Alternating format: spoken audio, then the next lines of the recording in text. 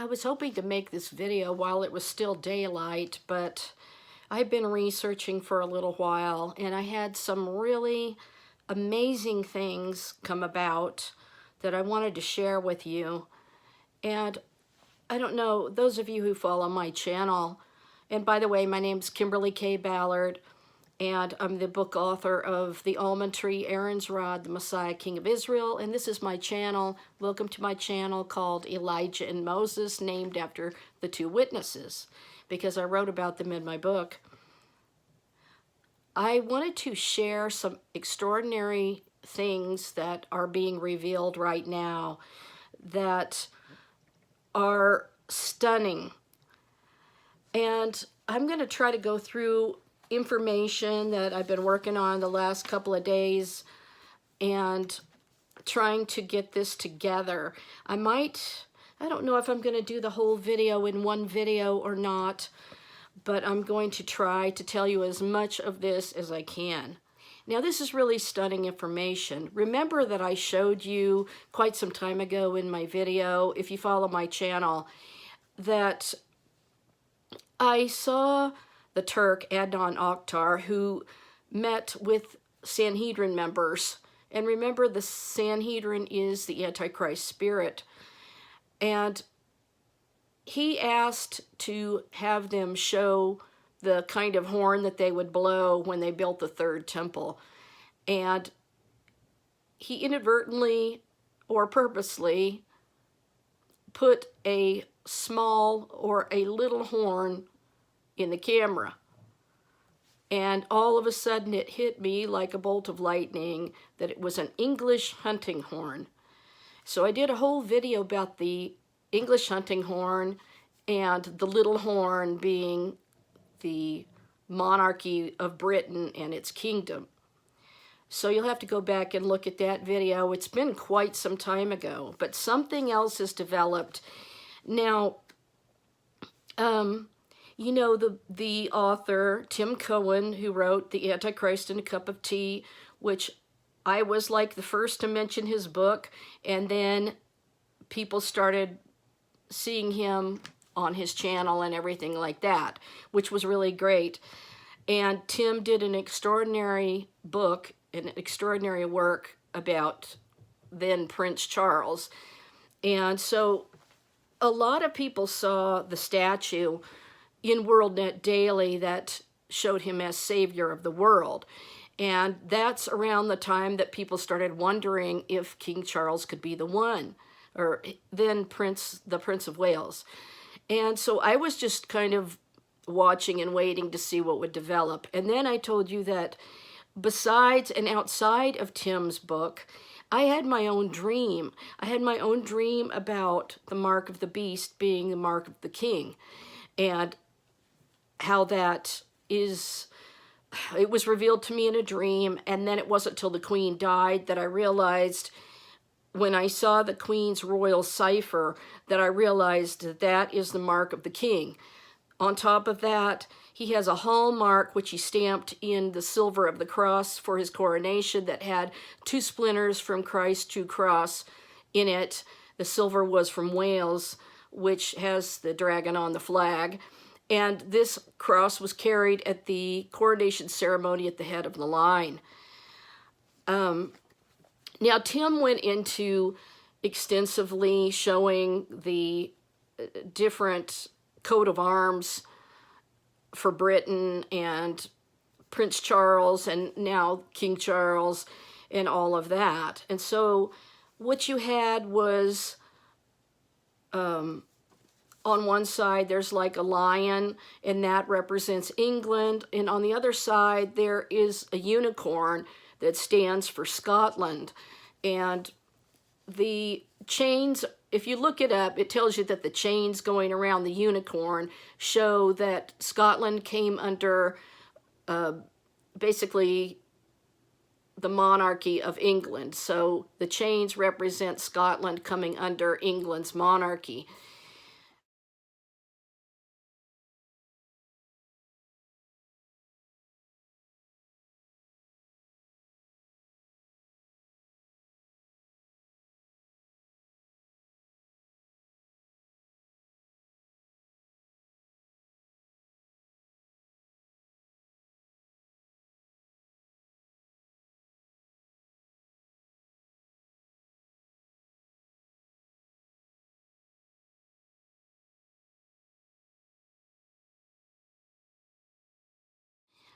So there's more to this story than meets the eye about the unicorn. And I'm going to be revealing this and showing what this is representative of. And this is going to be mind-blowing. Now, this is something in addition to those things. So I just couldn't believe this. Now, this first came to my attention when I was watching the History Channel, and I was watching something about Queen Elizabeth I. So this is going to be stunning, and I'm going to piece together the information that I've been piecing together in my research to show you how it all fits together. And Queen Elizabeth I was gifted a unicorn horn, which she believed could identify poison and cure diseases. It was a crown jewel and became known as the Horn of Windsor. In actuality, it was a tusk of a narwhal.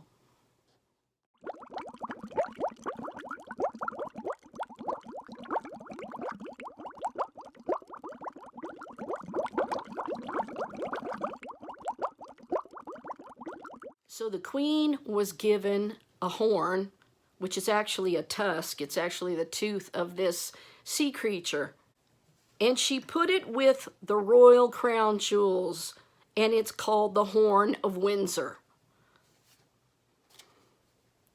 The phrase horn of a unicorn appears in Psalm 92:10 of the King James Version of the Bible that says, "But my horn shall thou exalt like the horn of an unicorn.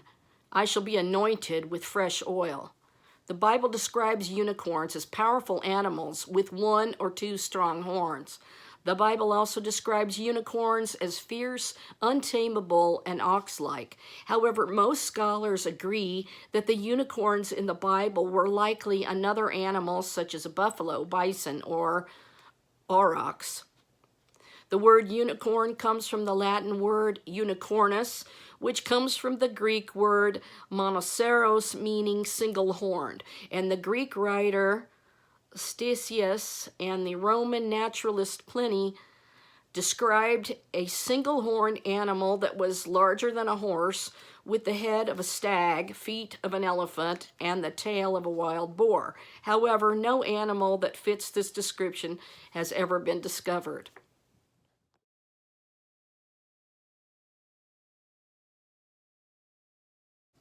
And the story of the Queen's so-called unicorn horn is something extraordinary. It comes from a sea creature known as unicorns of the sea. There, washed up on the icy shores, a long spiral horn thrust through the earth and caught the sun's rays like spun glass. Queen Elizabeth so cherished the horn that it became part of the crown jewels and is today known as the Horn of Windsor. At the time, unicorn horns or alicorns were valued 10 times higher than gold. Kings and queens drank from goblets lined with unicorn horn or dunked the tip into their glass to test for poison. When a unicorn horn came into contact with poison, it would cause the drink to bubble, alerting the queen that she needed to watch her back. With unicorn horns being so precious, they became known as panacea, similar to Henry VIII's equally famous cure-all of digesting ground pearls. Some unicorn horns were ground into fine powder and digested as an antidote to poisoning. It may sound like a bunch of hocus pocus today, but unicorn horns remained on the list of ingredients apothecaries were required to carry until 1741. At this point, physicians petitioned for unicorn horn to be eliminated from the pharmaceuticals as an outdated form of medicine, and they subsequently got their wish. One has to wonder, with any cure that survived so many centuries, was there some truth to it? One theory is that many of the horns adorning the tables of kings and queens were actually rhino horn, which in a pinch would be very useful. Unlike other animal horns, a rhino's horn is 100% keratin, and when it comes in contact with some alkaline poisons, it will bubble. Elizabeth's unicorn horn was most likely a narwhal tusk. But could it detect poison? That question is still something of a mystery even today. And second, the horn has 10 million nerve endings that can detect changes in temperature, pressure, and even the saline concentrations in the environment. So if the horn is sensitive enough to detect salinity, then perhaps it could detect other things. Queen Elizabeth I, the monarch of England, owned a narwhal tusk that she believed was a unicorn horn with magical powers or magical properties. The tusk cost £10,000, which was the price of a castle at the time. The tusk was a gift from an explorer on her court. Elizabeth I used the tusk as a scepter and drank from a cup carved from it. She believed that if poison touched the cup, it would explode. Elizabeth I was so impressed with the horn, the tusk, that she ordered it preserved with the British crown jewels and made it part of the crown jewels known as the Horn of Windsor. In the Middle Ages, people believed that narwhal tusks were unicorn horns and had magical properties. The spiral pattern of a narwhal tusk is similar to the way unicorn horns are often depicted in artwork. Narwhal tusks were used for many purposes, including, like I said, the poison detection. Chunks of the tusk were used to test food and wine for poison. If the ivory changed color or started to sweat, poison was present. In medicine, powdered narwhal tusk was swallowed or sprinkled on wounds to cure disease. Amulets, smaller pieces of the tusk were turned into amulets to be worn around the throat. Chunks of the tusk were turned into goblets and knife handles. Royalty primarily used narwhal horns, which they believed to be from a unicorn, as a supposed antidote to poison, often grinding the tusk into powder, like I said, to sprinkle on food and drink, and crafting goblets and other utensils from the ivory, believing it would detect poison if it changed color when in contact with the toxic substance. And this was due to the mythical properties attributed to the unicorn horns in medieval Europe, making them highly prized by royalty and considered a symbol of power and protection. The Horn of Windsor is a narwhal tusk that was gifted to Queen Elizabeth I in the 16th century. It is now part of the crown jewels. Here are some facts about the Horn of Windsor. The horn was likely a narwhal tusk, which is a tooth that grows in a spiral pattern.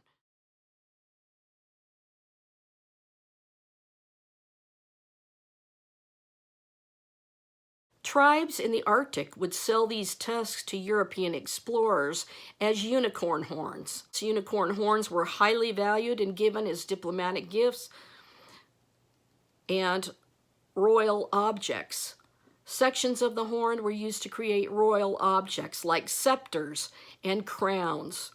Unicorn horns were required to be carried by apothecaries until 1741. So it was considered a royal object and used to create scepters and crowns. An Italian author who visited England in the reign of Henry VIII, speaking of the wealth of the religious house in his country, says, "And I have been informed that, amongst other things, many of these monasteries possess unicorn horns of extraordinary size. Hence, such a horn was worthy to be placed among the royal jewels. At the head of the inventory taken in the first year of Queen Elizabeth and preserved in the Harleian Library, we read, imprimis, a piece of unicorn's horn, which is probably the most important object, is named first. And this is no doubt that the piece seen by the German traveler Hentzner at Windsor, quote, we were shown here, among other things, the horn of a unicorn of about 8 spans and a half in length, valued at about 10,000 pounds. Peacham Place, that home of Windsor of a unicorn, very likely amongst the sights worth seeing.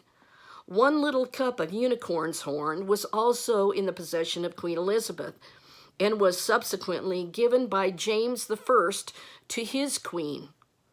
Alviano, a celebrated general of the Venetian Republic, when he took Vitbo and dispersed the Gaetzi faction, whom he called the poison of the city, caused to be embroidered on his standard a unicorn at a fountain surrounded by snakes and toads and other reptiles, stirring up the water with his horn before he drinks, with the motto or legend, Vene Pello, I expel poison.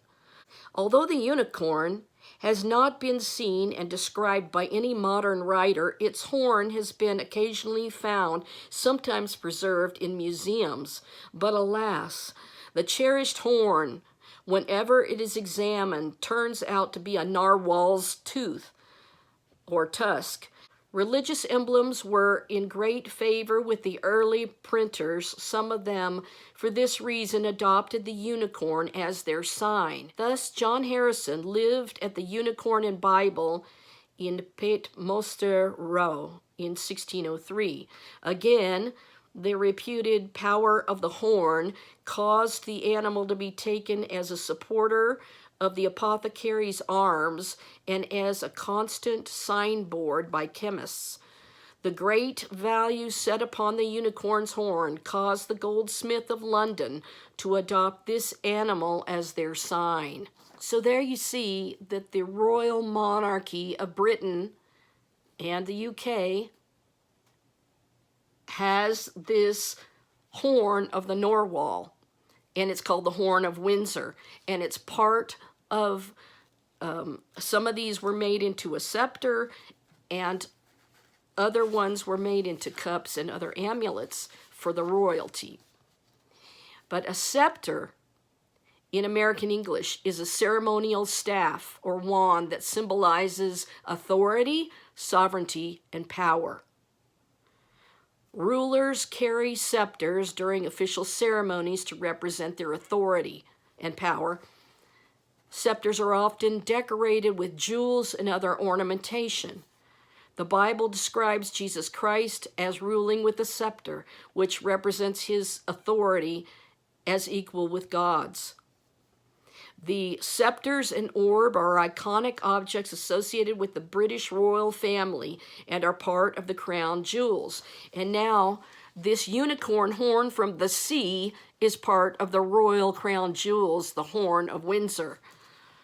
The symbol of the staff was familiar to the Greeks, Romans, and Germanic tribes. The staff of command belonged to both God and the earthly ruler. Other types of staffs included the old man's staff, the messenger's wand, and the shepherd's crook. The word scepter is related to a Greek verb that means to prop oneself or lean on something. So let me just add this too, that when North European sailors first caught glimpses of horned whales cresting the Arctic waters in the Middle Ages, they were certain that they had located the elusive unicorn. Some believed the animal had been hiding in the seas. Others saw this creature's protruding feature as an opportunity to prove the existence of the mythical horned horse. Explorers and hunters returned to their cities with the impressive tusks as evidence. Compelled by stories of mystical powers, merchants sold the specimens for exorbitant sums, and Queen Elizabeth I was gifted an elaborately decorated tusk of a sea unicorn from an explorer on her court.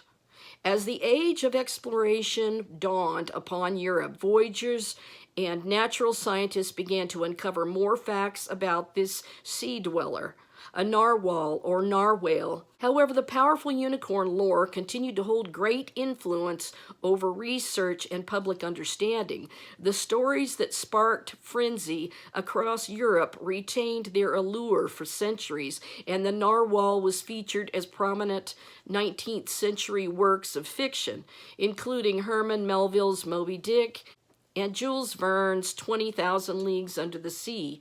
Unlike their mythical conflation, narwhals still traverse the Arctic today, and conservationists are working to protect the last living unicorn.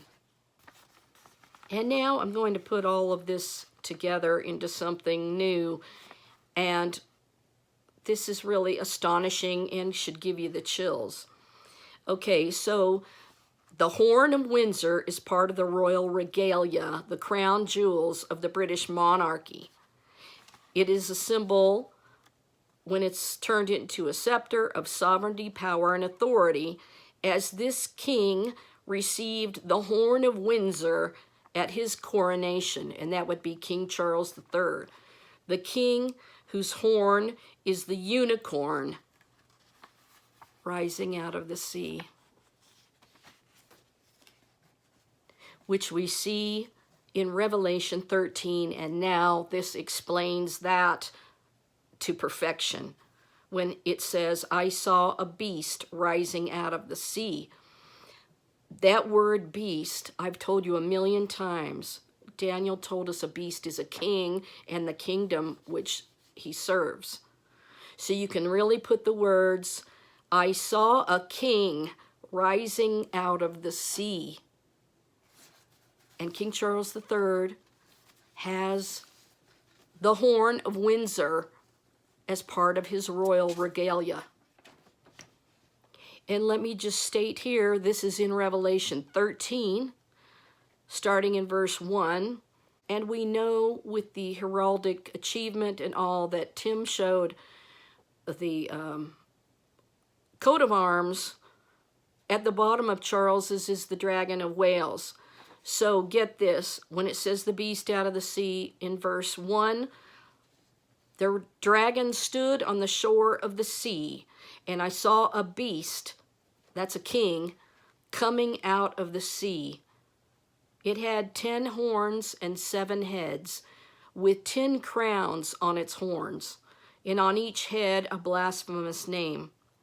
The beast I saw resembled a leopard. Now remember, I told you King Charles III stamped that leopard's head hallmark, his mark, into the cross with Jesus' 2 splinters from his cross that was given to him by the Pope. And they were placed in a glass case inside the silver cross that he stamped his hallmark. He actually hammered it in, his mark of the leopard head. The beast I saw, that's a king, resembled a leopard. He had feet like those of a bear, and of course, Charles's name Arthur means bear, and he has a mouth like that of the lion, which of course represents all of the coat of arms of England that Tim showed in his book. The dragon gave the beast his power and his throne and great authority. One of the heads of the beast seemed to have had a fatal wound, but the fatal wound had been healed. The whole world was filled with wonder and followed the king, the beast. People worshipped the dragon because he had given authority to the king, and they also worshipped the king and asked, who is like the king or the beast, or who can wage war with it? So I saw a beast coming out of the sea. So the beast is the king who has the Horn of Windsor, which is the unicorn of the sea that was taken out of the sea and given to the British monarchy. A little horn. It's not real little, but this is in addition to the English hunting horn, which is a little horn which represents England. And the hunters always took the like powder horn, and it's shaped like that. But the fact that King Charles III was coronated with the royal crown jewels, which includes the Horn of Windsor, which is the narwhal horn tusk that comes out of the sea, is something you cannot even make up in a million years. This is absolutely stunning, and in addition to everything else that's been revealed so far, and I just am blown away by it. And I forgot to read this part. Queen Elizabeth I's unicorn horn was likely a 5-foot-long spiraling tusk from a male narwhal. The tusk is a long spiral tooth that grows out of the narwhal's upper jaw plate. The spiral runs counterclockwise along the tusk's length, and the tusk is made of ivory. The tusk can grow up to 9 feet in length and weigh around 10 kilograms.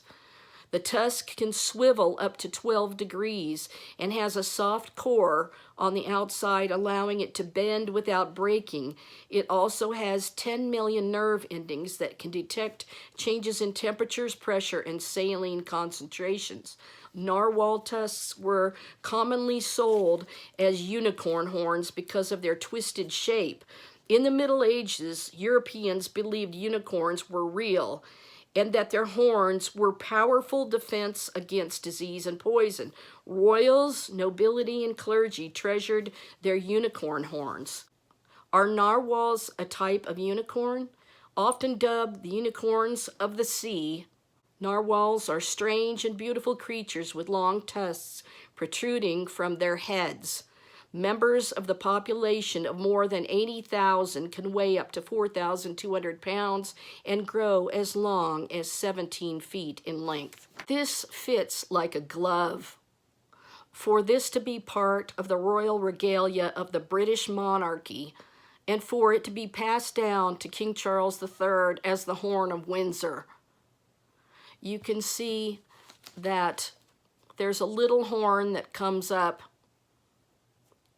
amongst the others. So not only does England have the English hunting horn that I showed before, but now this is part of the royal regalia of King Charles III, that it was passed down to him in the crown jewels of England. This unicorn horn. And the unicorn is, of course, depicted as Scotland and on many of the coat of arms over there. And remember, Israel is going to make him their king. They've already accepted him.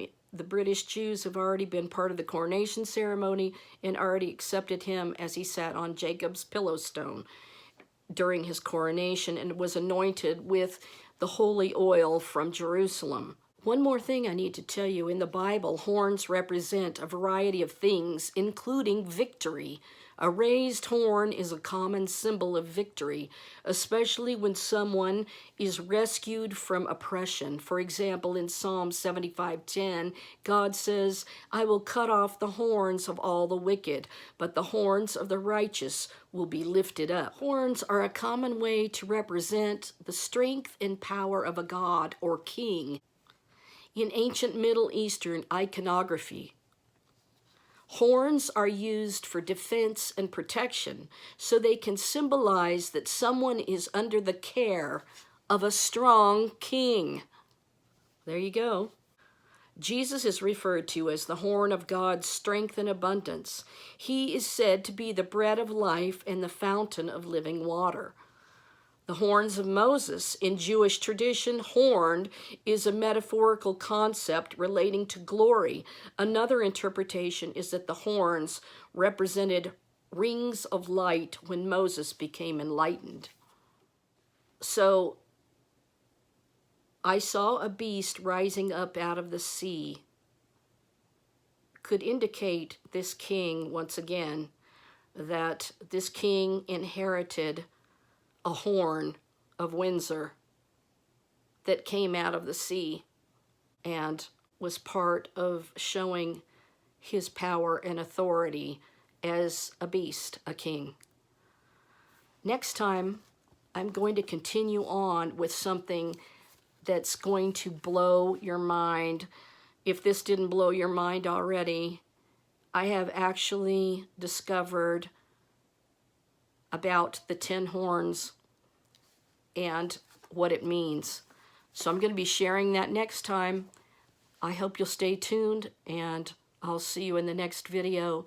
Please give a like and subscribe, and bless my channel with a donation if you'd like. I appreciate it and could use the help, and I thank you so much. I'll see you in the next video. Shalom for now. I hope you found this stunningly chilling.